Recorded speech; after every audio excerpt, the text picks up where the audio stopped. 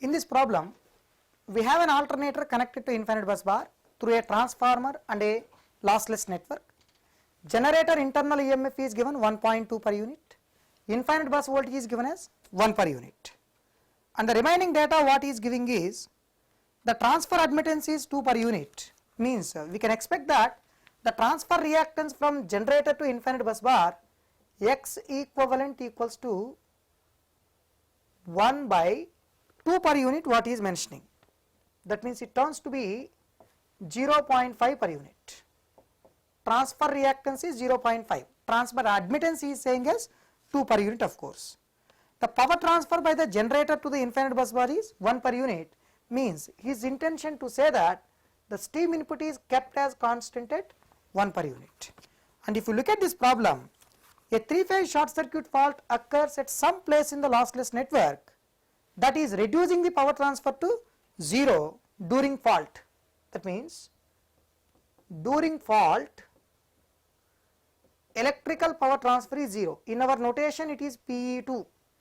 PE1 means before fault, PE2 means during fault. That means we can expect now maximum power transfer capability during fault is 0.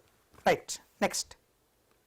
And the fault was cleared by the breaker and the network was completely restored. Network was completely restored means maximum power transfer capability after clearing fault will be equals to maximum power transfer capability before occurrence of the fault. After clearing the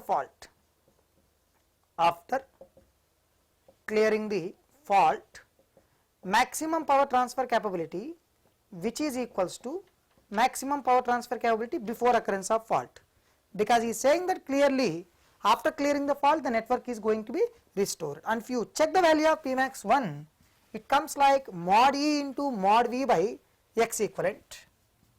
Mod E into mod V by X equivalent means it is now 1.2 into 1 by 0.5 comes like 2.4 per unit.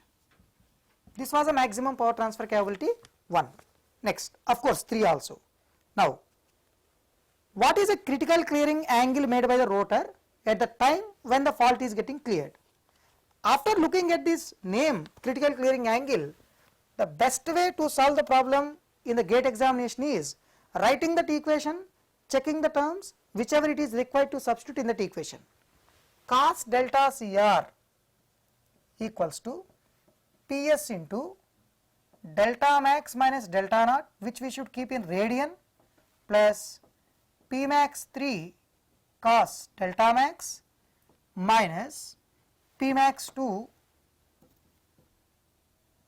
I am writing here cos delta naught whole by Pmax 3 minus Pmax 2. Pmax 3 minus Pmaximum 2. Yeah, let us keep the numbers here. PS value we know already 1 per unit given. Delta max, definition of delta max is 180 degree minus sin inverse of PS by Pmax 1.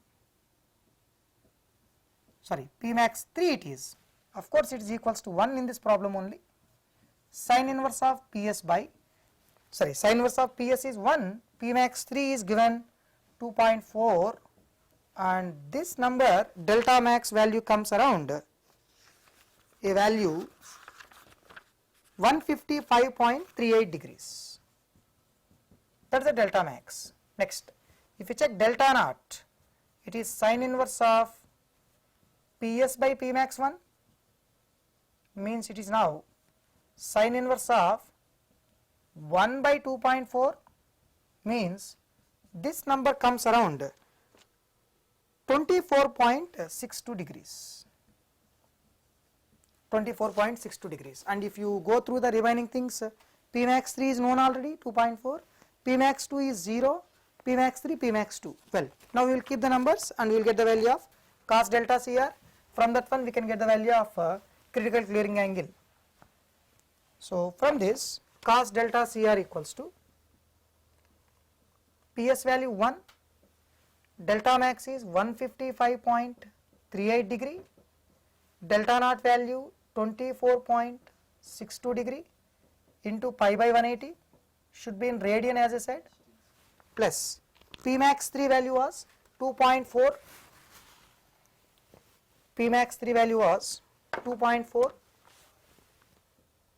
into cos delta max is 155.38 degree minus P maximum 2 is 0 by 2.4 minus 0, and if you calculate that number, and finally I am giving this delta CR number, this comes like 87.6 degrees, that will be 87.6 degrees.